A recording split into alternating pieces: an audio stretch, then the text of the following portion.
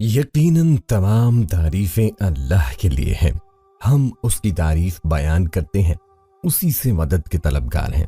میں گواہی دیتا ہوں کہ اللہ کے سوا کوئی معبود برحق نہیں۔ ناظرین، متحدہ عرب امارات میں موسلا دھار طوفانی بارشوں نے ہنگامی کیفیت پیدا کر دی ہے۔ امارات میں بارش کا 75 سالہ ریکارڈ ٹوٹ گیا۔ آج کی اس ویڈیو میں ہم بات کریں گے متحدہ عرب امارات میں ہونے والی بارشوں کے بارے میں۔ دبئی میں سیلاب قدرت سے چھیڑ چھاڑ کا نتیجہ کیسا ہے، اس کے ساتھ ساتھ ان بارشوں کے نتیجے میں ہونے والی تباہی کے بارے میں بھی بات کریں گے۔ اس کے علاوہ آپ کو بتائیں گے کہ یہ بارشیں عذاب الہی کیسے ہیں۔ متحدہ عرب امارات میں ایسے کون سے کام ہو رہے ہیں جو عذاب الہی کا باعث بن رہے ہیں۔ اس کے علاوہ متحدہ عرب امارات کی انڈیا اور اسرائیل دوستی کے متعلق بھی بات کریں گے۔ ان تمام باتوں کے بارے میں جاننے کے لیے ویڈیو کو اسکپ کیے بغیر آخر تک دیکھیے گا، اور اگر آپ ہمارے چینل پر نئے ہیں تو سب سے پہلے ہمارے چینل کو سبسکرائب کریں۔ ناظرین، متحدہ عرب امارات میں بارش کا 75 سالہ ریکارڈ ٹوٹ گیا۔ خلیج ٹائم نے ایک رپورٹ میں بتایا کہ بارش کے دوران گھروں سے دور پریشان حال افراد کو بہت سے شہریوں نے اپنے گھروں میں پناہ دی۔ منگل کو UAE میں ریکارڈ بارش ہوئی۔ 1949 سے اب تک کے دستاویزی ریکارڈ کی روح سے یہ سب سے زیادہ بارش تھی۔ قومی مرکز موسمیات نے بتایا کہ العین کے علاقے خاتم الشاکلہ میں 24 گھنٹے سے بھی کم وقت میں 254 ملی میٹر بارش ریکارڈ کی گئی۔ 9 مارچ 2016 کو اسی مرکز کے شعیب اسٹیشن نے 287.6 ملی میٹر بارش ریکارڈ کی تھی۔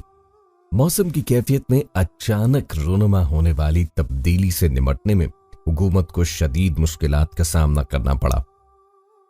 شہریوں کا تحفظ یقینی بنانے کے لیے فوری اقدامات کیے گئے۔ ماہرین کا کہنا ہے کہ آنے والے دنوں میں مزید خطرناک اور ریکارڈ توڑ بارش ہو سکتی ہے۔ 24 گھنٹے سے مسلسل طوفانی بارش ٹریفک کا نظام درہم برہم، کئی گاڑیاں پانی میں ڈوب گئی ہیں۔ ناظرین، اس وقت کم و بیش ساری دنیا ہی موسمیاتی تبدیلیوں کی لپیٹ میں ہے۔ پاکستان میں بھی پچھلے کافی دنوں سے بارشیں دیکھنے میں آ رہی ہیں، لیکن دبئی میں ہونے والی بارشوں نے یہاں کے سارے ہی ریکارڈ توڑ دیے ہیں، اور یہاں کے محکمہ موسمیات کے مطابق ابھی آج رات اور کل صبح تک یہ بارش وقفے وقفے سے جاری رہے گی۔ یہاں پر عرصہ دراز سے مقیم لوگوں کا کہنا ہے کہ ایسا پہلی بار ہوا ہے کہ اپریل کے مہینے میں اتنی تیز آندھی اور طوفان کے ساتھ موسلا دھار مینا برس رہا ہے، جبکہ آج ہونے والی بارش کے باعث دبئی کے مختلف علاقوں میں بجلی ابھی تک بند ہے۔ ہمارے علاقے میں بھی تقریباً 3 سے 4 گھنٹوں تک بجلی نہیں آئی، اور تقریباً دن 4 بجے کے بعد دبئی میٹرو بس سروس اور ٹرین سروس کو معطل کر دیا گیا تھا، اور شام 6 بجے کے بعد دبئی ایئرپورٹ پر بھی ہنگامی بنیادوں پر آپریشن معطل کر دیا گیا ہے۔ دبئی کے بڑے بڑے مالز میں سیلابی پانی داخل ہو چکا ہے۔ ایئرپورٹس مکمل طور پر پانی سے بھرے ہیں، فلائٹس معطل کر دی گئی ہیں۔ ریاستوں میں شدید بارشوں کے دوران دبئی ایئرپورٹ پر ایمرجنسی نافذ ہو گئی ہے۔ دبئی ایئرپورٹ پر آنے والی پروازوں کا رخ پھیر دیا گیا ہے۔ شاپنگ سینٹرز کے ساتھ ساتھ گھروں میں بھی بارش کا پانی داخل ہوا، جس سے شہریوں کو کافی مشکلات کا سامنا کرنا پڑا۔ ابو ظہبی میں کل سے اب تک 210 ملی لیٹر بارش ہو چکی ہے، جو کہ 1949 کے بعد پہلی بار اتنی بارش ہوئی ہے۔ متحدہ عرب امارات میں دبئی، شارجہ اور ابو ظہبی سمیت دیگر خلیجی ریاستوں میں طوفانی بارش نے نظام زندگی درہم برہم کر کے رکھ دیا، اور متاثرہ علاقوں میں فلیش فلڈز کے باعث کئی اہم علاقے پانی میں ڈوب گئے۔ متعدد ہلاکتیں ہوئیں، جبکہ دنیا کے مصروف ترین دبئی ہوائی اڈے پر متعدد پروازوں کا رخ موڑنے کے ساتھ ساتھ 2 گھنٹے تک پروازیں متاثر رہیں۔ منگل کے روز متحدہ عرب امارات، عمان اور بحرین میں طوفانی بارشوں سے نظام زندگی درہم برہم ہو کے رہ گیا۔ سب سے زیادہ بارش متحدہ عرب امارات میں ریکارڈ کی گئی، جبکہ عمان میں حکام کے مطابق طوفانی بارش کے باعث پیدا ہونے والے سیلاب میں کم از کم 18 افراد ہلاک ہو گئے ہیں۔ دبئی، ابو ظہبی और शारजा समेत कई शहरों की सड़कें नहरों में बदल गई और शदीद ट्रैफिक जाम के बाइस शहरियों ने चंद किलोमीटर का फासला कई घंटों में तय किया।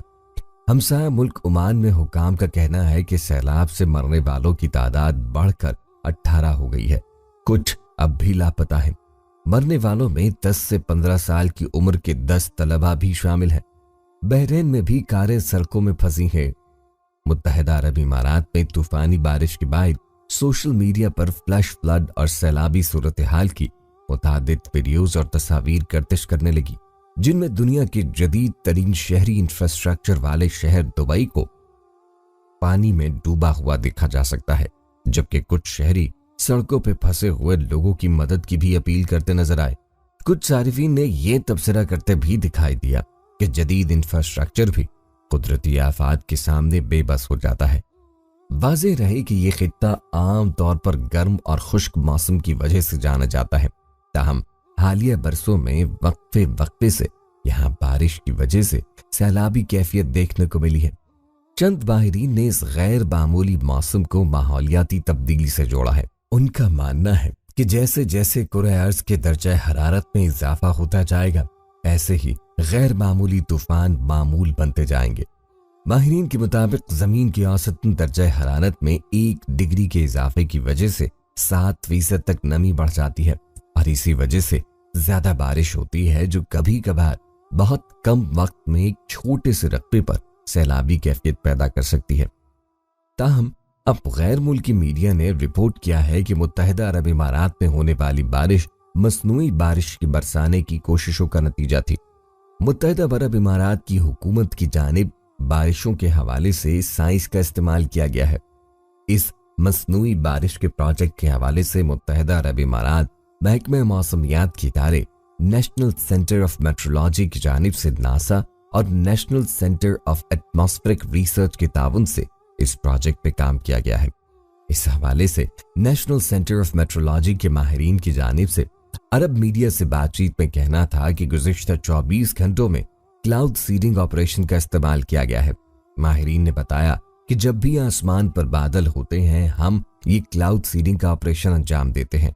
गुज़िश्ता 2 दिन हमने इस हवाले से 6 ट्रिप्स मुकम्मल किए हैं, जबकि माहिरीन की जानिब से क्लाउड सीडिंग के दौरान मुत्तहिदा अरब इमारात के दर्जा हरारत में कमी का भी बगौर जायजा लिया गया है, जिसके मुताबिक इस ऑपरेशन के बाद 10 डिग्री तक दर्जा हरारत गिर गया।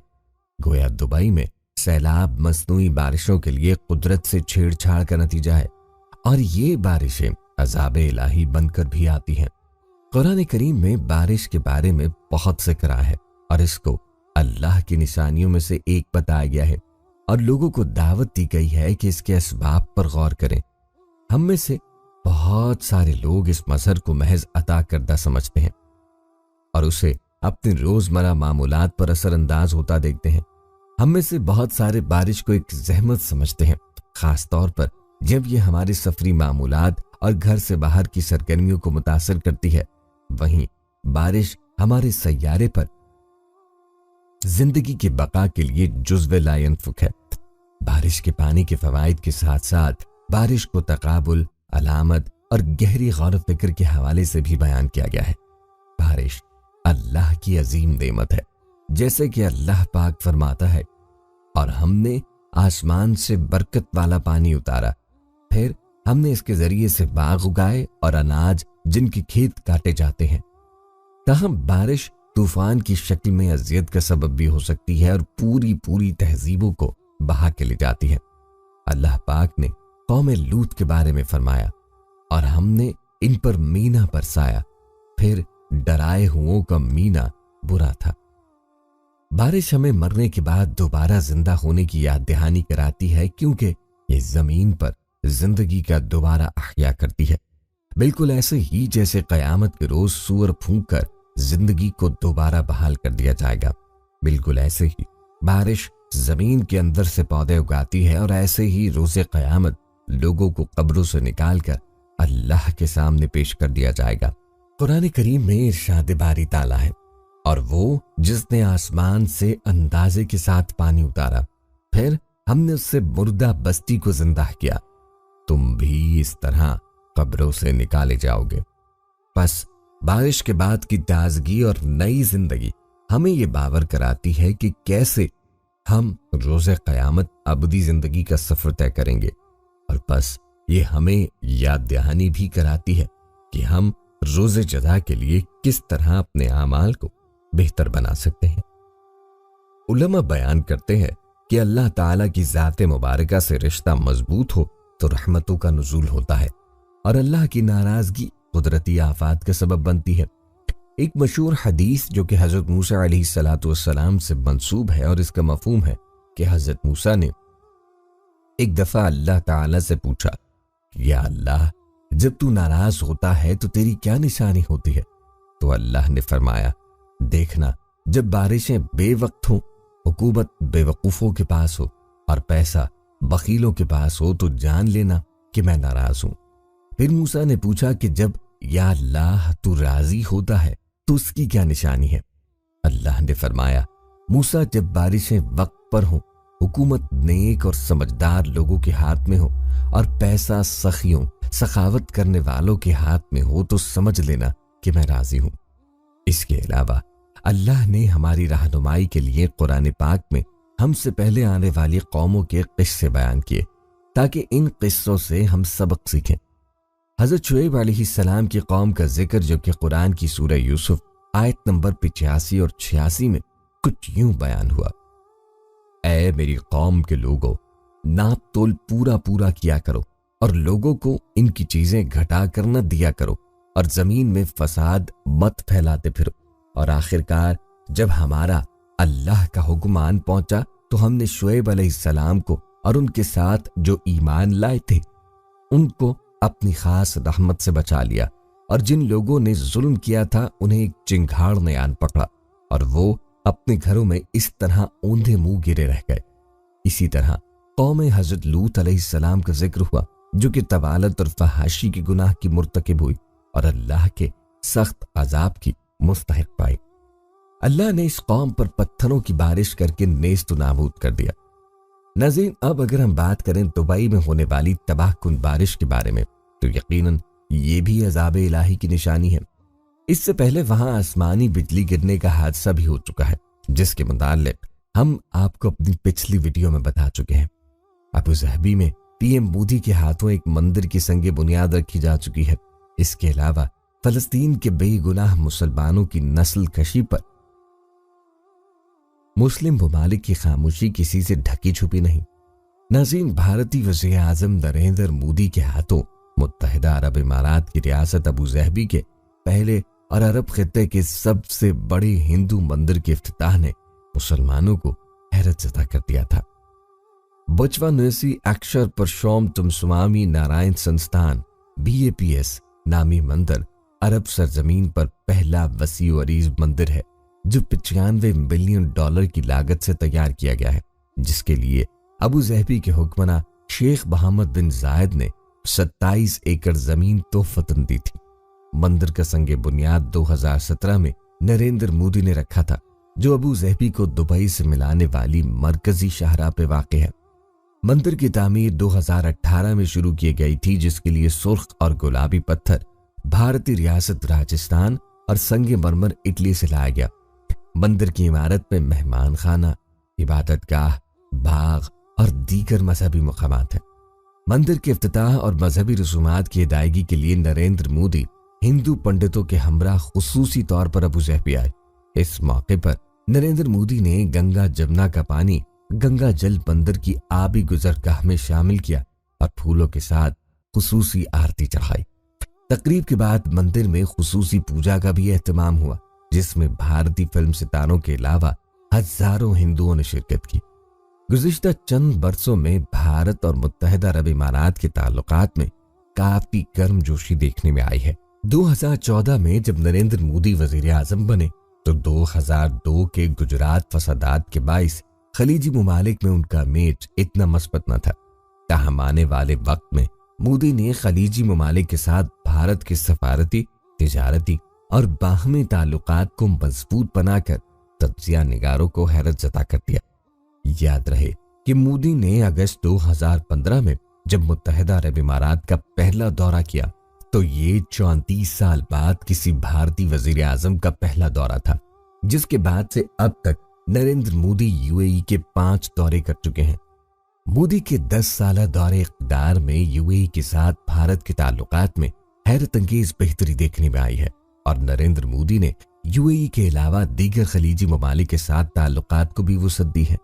UAE اور بھارت کے درمیان میں بڑھتے قریبی تعلقات کی جھلک کا اندازہ اس بات سے لگایا جا سکتا ہے کہ 2017 میں بھارتی یوم جمہوریہ کے موقع پر مودی حکومت نے UAE کے حکمران محمد بن زید ال نہیان کو بطور مہمان خصوصی مدعو کیا، جو اس وقت ابوظہبی کے ولی عہد تھے۔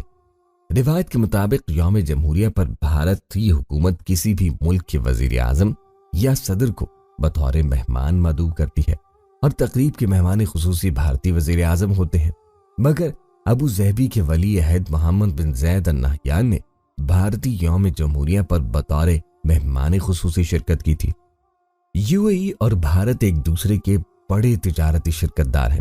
2023 تک دونوں ممالک کے مابین تجارتی حجم $85 ارب تھا، اور حالیہ دورہ UAE میں نریندر مودی نے یہ دعویٰ کیا ہے کہ UAE اور بھارت کے درمیان دو طرفہ تجارت جلد ہی $100 ارب تک پہنچ جائے گی، جبکہ دونوں ممالک اپنی اپنی کرنسی میں تجارت کا اعلان بھی کر چکے ہیں، جسے بھارت اور UAE کے درمیان تجارتی تعلقات میں ایک اہم پیش رفت قرار دیا جا رہا ہے۔ امریکہ اور چین کے بعد UAE بھارت کا تیسرا سب سے بڑا تجارتی شراکت دار ہے، اور بھارت امریکہ کے بعد سب سے زیادہ اشیاء UAE کو ایکسپورٹ کرتا ہے۔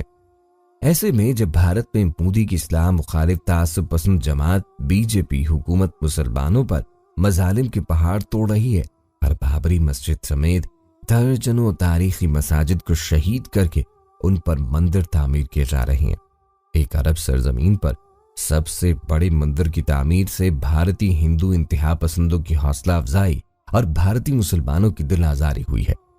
ناظرین، شریعت مطہرہ نے جس طرح مسلمانوں کے حقوق بیان کیے اور ان کی جان، مال، عزت و آبرو کی حفاظت کا پابند کیا ہے، بالکل اسی طرح غیر مسلمین کے حقوق بھی بیان کیے، خاص طور پر ان غیر مسلمین کے حقوق کی حفاظت کا مسلمانوں کو پابند کیا جو مسلم ممالک میں بستے ہوں اور مسلم حکومتوں کے ماتحت رہتے ہوں، اور حاکم وقت پر لازم ہے کہ جس طرح سے مسلمانوں کو جان، مال، عزت و آبرو کا تحفظ فراہم کیا جائے، اسی طرح غیر مسلم اقلیتوں کو جان، مال، عزت، آبرو کا تحفظ دیا جائے۔ اس کے ساتھ اسلام نے انہیں مذہبی آزادی بھی دی ہے، یہاں تک کہ ان کے مذہبی تہواروں میں دخل اندازی سے بھی منع کیا، اور ان کی قدیم عبادت گاہوں کو نقصان پہنچانے کی اجازت نہیں دی۔ البتہ مسلمانوں کے ماتحت رہنے والوں پر کچھ پابندیاں بھی عائد کی۔ ان پابندیوں میں سے ایک پابندی نئی عبادت گاہوں کی تعمیر ہے۔ بس غیر مسلم اقلیت مسلم ممالک میں اپنی نئی عبادت گاہ قائم نہیں کر سکتے۔ اس طرح غیر مسلموں کو یہ اختیار بھی نہیں دیا گیا کہ وہ عوامی مقامات پر اپنے مذہب کا پرچار کریں، اور غیر مسلموں کی عبادت کو اپنے گھروں اور قدیم عبادت گاہوں تک محدود رکھا۔ بس غیر مسلم اپنے لیے نئی عبادت گاہ بھی تعمیر نہیں کر سکتے، اور نہ ہی اپنی کسی قدیم عبادت گاہ میں اضافہ کر سکتے ہیں۔ اس طرح کی اسلام مخالف حرکات یقیناً عذاب الہی کا ہی باعث بنتی ہیں۔ متحدہ عرب امارات کی ایک طرف انڈیا سے دوستی اور دوسری طرف اسرائیل سے بھی یارانہ، یعنی کشمیر اور فلسطین کے بے گناہ مسلمانوں کے خون کی کوئی قدر و قیمت ہی نہیں۔ ناظرین، متحدہ عرب امارات دنیا کا واحد مسلم ملک ہے جس کی سرزمین سے باقاعدہ اسرائیل کو 7 اکتوبر 2023 سے لے کر اب تک ہزاروں ٹن اسلحہ اور تیل بھیجا جا چکا ہے۔ اگر مسلمان ممالک محض اپنا تیل ہی بند کر دیتے اور اسرائیل تک نہ پہنچنے دیتے تو اسرائیل یہ جنگ 3 سے 4 دن زیادہ نہیں لڑ سکتا تھا، لیکن ایسا ہوتا نظر نہیں آ رہا۔ مسلم ممالک بے حسی اور خود غرضی کی تمام حدیں پار کرتے ہوئے اسرائیل کو اپنی خاموشی کے ساتھ ساتھ اپنے اقدامات سے بھی پوری طرح سپورٹ کر رہے ہیں، اور معصوم فلسطینیوں کے قتل عام کا سبب بن رہے ہیں۔ حیرت اور دکھ کی بات یہ ہے کہ جس معاملے پر پوری مسلم امہ کو ایک ہونا چاہیے تھا اور OIC کو اس پر آواز اٹھانی چاہیے تھی، اس پر سب سے پہلی آواز بھی ایک غیر مسلم ملک نے اٹھائی۔ ساؤتھ افریقہ دنیا کا وہ واحد ملک ہے جس نے سب سے پہلے اسرائیل کے ان ظالمانہ اقدامات اور معصوم فلسطینیوں کی نسل کشی کے خلاف آواز بلند کی اور عالمی عدالت انصاف میں اسرائیل کے خلاف مقدمہ بھی کیا۔ دوسرے نمبر پر جو ملک آتا ہے اس کا نام نقارگوا ہے، اور اس ملک نے بھی اسرائیل کے اقدامات کی مخالفت کی ہے۔ یوں لگتا ہے جیسے پوری دنیا میں یہ دو ممالک ہی غیرت مند لوگوں کے ہیں، جبکہ باقی پوری دنیا میں تو اس حوالے سے بڑی خود غرض قسم کی خاموشی چھائی ہوئی ہے۔ عام عوام کی جانب سے فلسطین پر مسلط کردہ اس جنگ، جسے نسل کشی کہنا زیادہ مناسب ہوگا، اس کی مخالفت بڑی زور و شور سے جاری ہے، لیکن حکومتی سطح پر کسی بھی ملک نے اب تک اس کی کوئی مذمت نہیں کی، اور اسرائیل کو ہر طرح کی سپورٹ اور ہتھیار فراہم کیے جا رہے ہیں۔ یہاں تک کہ اسرائیل کی جنگی کابینہ کے ایک ممبر نے متحدہ عرب امارات کی سرزمین پر بیٹھ کر کہا کہ اس وقت غزہ اسرائیل کے جدید ترین ہتھیاروں کو ٹیسٹ کرنے کی ایک نہایت شاندار لیبارٹری ہے، جہاں کے فلسطینیوں پر ہر قسم کے ہتھیار کو ٹیسٹ کر کے ان کی خامیوں کو دور کیا جا سکتا ہے۔ ناظرین، اب اندازہ کیجئے کہ یہ کس قدر شفاقی سے بھرا ہوا ظالمانہ بیان ہے۔ ایک ملک کی جنگی کابینہ کا ایک ممبر ایک دوسرے ملک کی نہتی اور بے سہارا عوام پر ہتھیاروں کے ٹیسٹ کرنے کی بات کر رہا ہے، اور پوری دنیا کے کان پر جوں تک نہیں رینگتی۔ یہاں تک کہ اس نے جس جگہ پر بیٹھ کر یہ بات کی وہ بھی ایک مسلم ملک تھا، لیکن اس کو ملنے والے پروٹوکول میں کوئی فرق نہیں آیا۔ ہم مسلمان اس حد تک بے حس ہو چکے ہیں کہ ہماری آنکھوں کے سامنے یہ سب کچھ ہو رہا ہے، اور ہم اس پر کوئی احتجاج بھی نہیں کر رہے۔ اس وقت متحدہ عرب امارات عالمی طور پر مسلمانوں کا غدار ملک ہے، اور اسرائیل کے ساتھ ساتھ اس ملک کی سب سے زیادہ مذمت کیے جانے کی ضرورت ہے، کیونکہ یہ ملک اسرائیل کو باقاعدہ اسلحہ سپلائی کر رہا ہے۔ امریکی جہاز جو اسلحہ لے کر آتے ہیں وہ اسی ملک کے ذریعے اسرائیل جا رہے ہیں، اور یہ دنیا کا وہ واحد ملک ہے جس کی فلائٹ اب تک اسرائیل آ اور جا رہی ہیں۔ متحدہ عرب امارات نے کھلے عام اسرائیل کو حق پہ قرار دیا اور کہا کہ وہ فلسطین کے ساتھ جو کرنا چاہیں کر سکتے ہیں، کیونکہ یہ ان کا حق ہے۔ اس سے پہلے متحدہ عرب امارات نے انڈیا کو نوازنے میں بلکہ ان کی خوشامد کرنے میں کوئی کسر نہ چھوڑی۔ یہ ایک ناقابل انکار حقیقت ہے کہ دین اسلام حیات و کائنات کی قیادت و رہبری کی مکمل ضمانت پیش کرتا ہے۔ اسلام نے انسانی زندگی سے متعلق کسی بھی شعبہ حیات کا کوئی شعبہ ہدایات و تعلیمات سے خالی نہیں چھوڑا۔ دوست اور دوستی کا موضوع جو کہ نہایت حساسیت کا حامل ہے، اس کے بارے میں بھی اسلام نے واضح الفاظ میں بتا دیا اور سمجھا دیا ہے کہ کس سے دوستی کرنی چاہیے اور کس سے نہیں۔ اور اسلامی معاشرے میں دوستی کے تقاضے کیا ہیں؟ دوستی کے نتائج صرف دنیاوی معاملات تک ہی نہیں، بلکہ اس کا بندے کے دین اور آخرت پہ بھی اثر پڑتا ہے۔ رسول اللہ صلی اللہ علیہ وسلم کا ارشاد گرامی ہے، آدمی اپنے دوست کے دین پر ہوتا ہے، لہٰذا تم میں سے ہر ایک کو چاہیے کہ وہ دیکھے کہ کس سے دوستی کر رہا ہے۔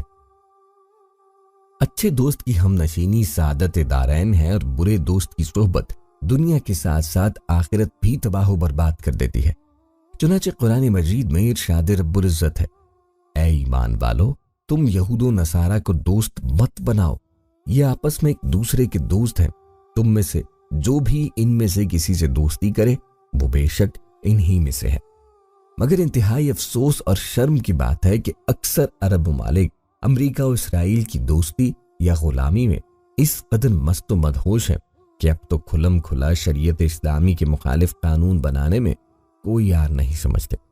اسرائیل کو تسلیم کرنے کے بعد متحدہ عرب امارات کے خائن حکمران بھی آل سعود کی طرح شریعت محمدی کی پامالی میں مصروف ہو گئے ہیں۔ ناظرین، اس کے علاوہ دبئی میں موجودہ دور فتنوں کا دور مانا جاتا ہے، کیونکہ آج کل اسلام کے خلاف پروپیگنڈا عروج پر ہے۔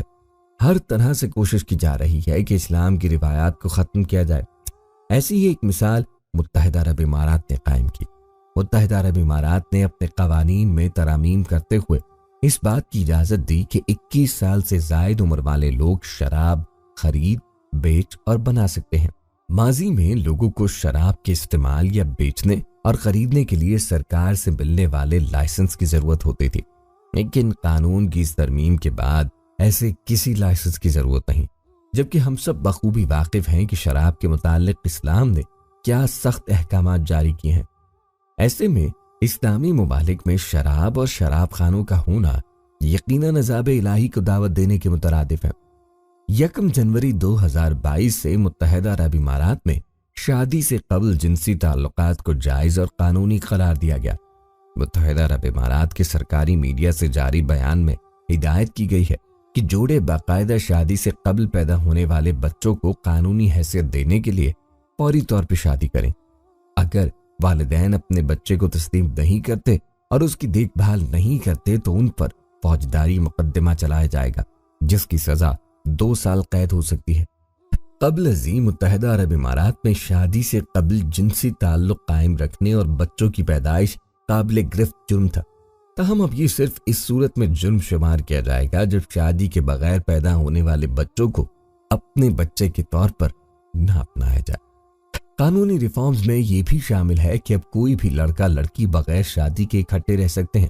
اس سے پہلے گلف میں جانے والے ٹورسٹ کے ذہنوں میں یہ بات تنگ کرتی تھی، لیکن اب اس قانون کے پاس ہونے کے بعد کوئی بھی لڑکا لڑکی آپس میں اکٹھے رہ سکتے ہیں بغیر کسی پریشانی کے۔ اس کے ساتھ متحدہ عرب امارات نے اس بارے میں قانون سازی کی ہے کہ اب اگر کوئی بھی شخص عزت کے نام اگر کسی عورت کو نقصان پہنچائے گا یا پھر اسے کچھ کرے گا تو اس کے خلاف قانونی کارروائی کی جائے گی۔ اس سے پہلے اس حرکت کے بارے میں کوئی واضح قانون موجود نہیں تھا اور مرد ایسی حرکت کرنے کے بعد بھاگ جاتے تھے۔ ان ترامیم سے یہ تاثر ملتا ہے کہ متحدہ عرب امارات کے ان اقدام سے اسلام خلاف پروپیگنڈا کو مزید فروغ ملے گا۔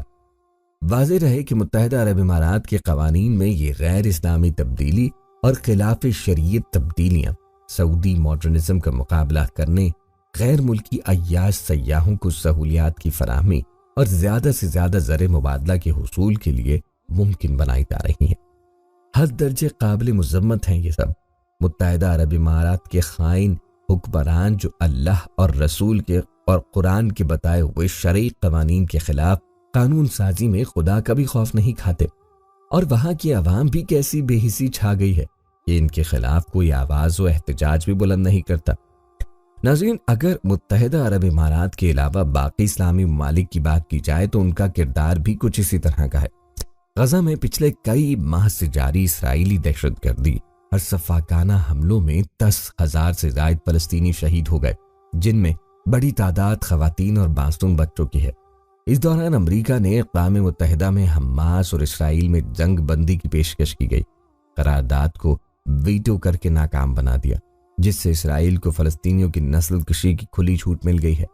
غزہ میں اسرائیلی مظالم پر کئی ممالک نے سفارتی اور تجارتی تعلقات منقطع کر کے اپنے سفیروں کو واپس بلایا، جن میں اردن، بحرین، ترکیہ، بولیویا، چلی، کولمبیا، چاڈ اور جنوبی افریقہ جیسے ممالک شامل ہیں۔ لیکن اسرائیل کے ساتھ سفارتی اور تجارتی تعلقات رکھنے والے بیشتر اسلامی ممالک نے ابھی تک اس حوالے سے کوئی سنجیدہ رد عمل ظاہر نہ کیا، حالانکہ ان اسلامی ممالک کے عوام اسرائیلی مظالم کے خلاف سڑکوں پہ نکل آئے اور اپنی حکومتوں سے اسرائیل سے سفارتی اور تجارتی تعلقات منقطع کرنے کا مطالبہ کر رہے ہیں۔ یہ بات قابل ذکر ہے کہ اقوام متحدہ کے 192 رکن ممالک میں سے 168 کے ساتھ اسرائیل کے سفارتی اور تجارتی تعلقات ہیں، جبکہ اقوام متحدہ کے 28 رکن ممالک جن میں پاکستان، کویت، عمان، سعودی عرب اور بنگلہ دیش شامل ہیں، اسرائیل کو کبھی تسلیم ہی نہیں کیا اور نہ ہی ان کے اسرائیل سے سفارتی تعلقات ہیں۔ یاد رہے کہ حماس اسرائیل جنگ سے قبل اسرائیل کے وزیر خارجہ علی کون نے انکشاف کیا تھا کہ بہت جلد سعودی عرب سمیت 6 سے 7 اسلامی ممالک اسرائیل کو تسلیم کریں گے۔ ان کا کہنا تھا کہ سعودی عرب کے ساتھ امن مسلم دنیا اور یہودیوں کے درمیان امن کا پیش خیمہ ثابت ہوگا، تاہم پاکستان کا شروع سے ہی یہ واضح موقف ہے کہ پاکستان اسرائیل کو اس وقت تک تسلیم نہیں کرے گا جب تک مسئلہ فلسطین وہاں کے عوام کی امنگوں کے مطابق حل نہیں ہو جاتا۔ اسرائیل کے جن اسلامی ممالک کے ساتھ سفارتی اور تجارتی تعلقات ہیں، حالیہ چند برسوں میں ان اسلامی ممالک کی اسرائیل کے ساتھ تجارت میں نمایاں اضافہ دیکھنے میں آیا ہے، جس پر گزشتہ دنوں ایران کے سپریم لیڈر آیت اللہ خامنائی نے ان اسلامی ممالک سے صہیونی ملک اسرائیل کے ساتھ معاشی تعاون ختم کرنے اور تیل سمیت دیگر تجارت روکنے کا مطالبہ کیا۔ واضح رہے کہ اسرائیل کی ترکی کے ساتھ تجارت 8.5 ارب ڈالر اور یو اے ای کے ساتھ تجارت 2.5 ارب ڈالر سے تجاوز کر گئی ہے، جبکہ اسرائیل کی مشرق وسطیٰ اور شمالی افریقہ کے اسلامی ممالک کے درمیان تجارت میں بھی نمایاں تیزی دیکھنے میں آئی ہے۔ اسی طرح اردن کے ساتھ اسرائیل کا تجارتی حجم 225 ملین ڈالر، مصر کا 122.4 ملین ڈالر اور موراکو کے ساتھ تجارتی حجم 20.8 ملین ڈالر ہو چکا ہے۔ یہ عذاب، کبھی بجلی کا گرنا، کبھی بارشیں، کبھی سیلاب، دراصل اللہ کی جانب سے ایک وارننگ ہے کہ فلسطین پر کیے جانے والے مظالم کے پیچھے کھڑے نہ رہیں اور اسرائیل کی حمایت سے ہاتھ کھینچ لیں۔ البتہ اب تک اس معاملے پر متحدہ عرب امارات کی گورنمنٹ کی جانب سے کوئی جواب نہیں آیا۔ کچھ اندرونی ذرائع کا کہنا ہے کہ وہ اس عذاب کو محض ایک اتفاق سمجھتے ہیں اور اسے اللہ کی نشانی سمجھنے والے لوگوں کے عقیدے پر ہنستے ہیں۔ اس کا صاف مطلب یہ ہے کہ متحدہ عرب امارات اب بھی اپنے یہودی نواز اقدامات سے باز نہیں آئے گا اور پہلے کی طرح اسرائیل کی حمایت جاری رکھے گا۔ اللہ تعالیٰ اپنے حبیب نبی کریم صلی اللہ علیہ وسلم کی امت کو ان کی بدعمالیوں پہ وارننگ دینے کا سلسلہ جاری رکھیں گے، لیکن اگر ہم پھر بھی اپنی بدعمالیوں سے باز نہیں آتے تو وہ دن بھی دور نہیں جب آسمانوں سے ہمارے لیے وارننگ کی جگہ ایک بھیانک قسم کا عذاب نازل ہوگا اور ہم سب تہس نہس ہو جائیں گے۔ مظلوم لوگوں پر ظلم کرنے والوں کے ہاتھ مضبوط کرنا اور ان کی پشت پناہی کرنا اللہ کو ویسے ہی سخت ناپسند ہے، اور یہاں پہ تو ہزاروں لاکھوں فلسطینیوں کی زندگی کا مسئلہ ہے جنہیں ختم کرنے پہ اسرائیل کوئی کسر نہیں چھوڑا۔ البتہ یہ جدید ترقی اور سائنس کے دلدادہ لوگ جو اس دنیا اور کائنات کو محض اتفاق سمجھتے ہیں اور کسی خدا کے ہونے کے قائل ہی نہیں ہیں، ان کے نزدیک یہ محض ایک اتفاق ہے۔ انتظار کرنا چاہیے کہ جب آسمان سے عذاب اترے اور ایسے بد عقیدہ لوگوں کو تباہ و برباد کر دے۔ ہماری بدقسمتی یہ ہے کہ ہمارے معلم، مبلغ اور مورخ نے ہمارے سامنے صرف یہی راہ کلاپا ہے کہ اسلام امن کا درس دیتا ہے، لیکن یہ نہیں بتایا کہ امن قائم کرنے کے لیے طاقت بھی ضروری ہے اور اس کے بغیر امن کا قیام ناممکن ہے۔ اس نے یہ تو بتایا کہ ہر جنگ میں مسلمان قلیل تعداد میں تھے، لیکن یہ بتانا بھول گیا کہ انہوں نے جنگ کی تیاری پوری کی تھی اور اپنی مؤثر حکمت عملی کی بدولت وہ اکثریت پر غلبہ پانے میں کامیاب ہوئے تھے۔ اس نے ہمیں صرف تسبیح اور مسلح والے اسلام تک محدود کر دیا۔ تلپالوں کی جھنکار جرت و بہادری، اللہ کی راہ میں تکلیف اٹھانے والا دین اس کے لیے مشکل تھا، اس لیے اس نے ہمارے لیے بھی شجر ممنوعہ بنا ڈالا۔ ہمارے آج کے حالات اسی کا شاخسانہ ہیں۔ ملک شام کے مسلمانوں پر جو قیامت گزری وہ ایک المناک اور دردناک داستان ہے، جس کے نتیجے میں بے شمار مسلمان شہید ہوئے، لاکھوں عورتیں، بیوہ اور بچے یتیم ہوئے اور ان کے گھر تباہ ہوئے، اور کتنے لوگ زخمی ہو گئے۔ 1 کروڑ سے زائد مسلمان بے گھر ہوئے۔ کتنے لوگ ہیں جو کل تک مالدار تھے آج فقیر ہوئے اور ترکی وغیرہ میں خیموں اور کیمپوں میں زندگی گزارنے پہ مجبور ہیں۔ اس صورتحال میں ہر مسلمان کو ان کی تکلیف کا احساس ہونا چاہیے اور عالم کے مسلمانوں کو حسب استطاعت ان کی مدد بھی کرنی چاہیے، کیونکہ قرآن کریم میں اللہ نے مسلمانوں کو آپس میں بھائی بھائی قرار دیا، جیسا کہ ارشاد باری تعالیٰ ہے، مسلمان آپس میں بھائی بھائی ہیں، اور حدیث شریف میں نبی کریم صلی اللہ علیہ وسلم کا ارشاد ہے، باہمی محبت اور رحم و شفقت میں تمام مسلمان ایک جسم کی طرح ہیں۔ جب انسان کے کسی عضو میں تکلیف ہوتی ہے تو اس کی وجہ سے جسم کے تمام اعضاء بے قابی اور بخار میں مبتلا ہو جاتے ہیں۔ حدیث شریف کا مطلب یہ ہے کہ ساری دنیا کے مسلمان ایک جسم کی مانند ہے، اور ایک جسم کی خاصیت یہ ہوتی ہے کہ جسم کے ایک حصے میں اگر درد ہو تو سارا جسم اس درد کو محسوس کرتا ہے اور اس درد کو دور کرنے کی طرف متوجہ ہوتا ہے، اور جو کچھ اختیار میں ہوتا ہے وہ کرتا ہے۔ یہی حالت ہمارے اپنے مسلمان بھائیوں کے بارے میں ہے، کیونکہ ساری دنیا کے مسلمان بھائی ہیں۔ دنیا کے کسی حصے کونے میں مسلمانوں پر کوئی تکلیف آئے تو یوں سمجھے کہ گویا ہم پہ تکلیف آ گئی۔ ہمارے ایمان کا تقاضا یہ ہے کہ ہمیں ان کی تکلیف کا احساس ہونا چاہیے۔ ایسے موقع پر مسلمانوں کی تکلیف کا احساس ہونا اور ان کی تکلیف کو اپنی تکلیف سمجھنا، یہ ہمارے ایمان کے زندہ ہونے کی علامت ہے۔ لہٰذا موجودہ وقت میں ملک شام کے مسلمان جس تکلیف اور مصیبت سے گزر رہے ہیں، اس میں हमें मुस्लिम उम्मा को उनकी मदद करनी चाहिए। हमारी यही मुजरिमाना गफलत और इतने बड़े जुल्म से चश्म पोशी ही कुफ्फार को शय दे रही है कि वो मुसलमानों पर जुल्म सितम ढाएं। जुल्म पर खामोश रहना भी जालिम की तरफदारी के मुतरादिफ है, और कुदरत होने के बावजूद उसका हाथ न रोकना तो इससे भी बड़ा जुल्म। इस्लामी ममालिक जिस जुल्म के मुर्तकिब हो रहे हैं, अगर हम बुज़दिली की वजह से जंग में बराह रास्त हिस्सा नहीं ले सकते तो कम से कम उनके लिए आवाज़ तो बुलंद करते रहें। दुनिया के तमाम फोरम्स पर उनके हुकूक की बात करते रहें। हमारे पास प्रिंट, इलेक्ट्रॉनिक या सोशल मीडिया है तो हम उनके जरिए से फ़लस्तीनियों के हुकूक की बात करते रहें। 2 दिन आवाज़ बुलंद करके उन्हें भूल न जाए, बल्कि जब तक उनके हुकूक उन्हें मिल ना जाए या कम से कम जंग बंदी ना हो तब तक तो बोलते रहें और दुनिया को इस तरफ मुतवज्जह करते रहें। अल्लाह ताला अहले गज़ा पर अपना खुसूसी रहम करम फरमाए, आमीन।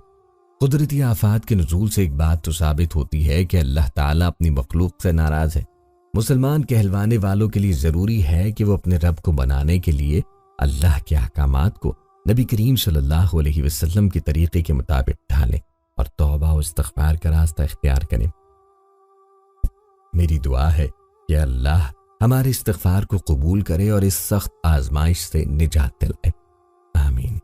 नाज़रीन, ये थी हमारी आज की वीडियो। उम्मीद है कि आपको हमारी आज की वीडियो ज़रूर पसंद आए होगी। अगर आपको वीडियो पसंद आई तो गुजारिश करते हैं कि हमारे चैनल को ज़रूर सब्सक्राइब करें और साथ ही लगे बेल के बटन को भी प्रेस करें ताकि आपके पास आने वाली मज़ीद मालूमाती वीडियोज़ का नोटिफिकेशन बर वक्त मिले। सब्सक्राइब के साथ साथ वीडियो को लाइक करें और अपनी कीमती राय का इजहार कमेंट्स में ज़रूर करें। कमेंट्स में आप अपने सवालात भी हम तक पहुंचा सकते हैं। अल्लाह ताला आपको अपनी हिफ्ज़ व अमान में रखे, आमीन।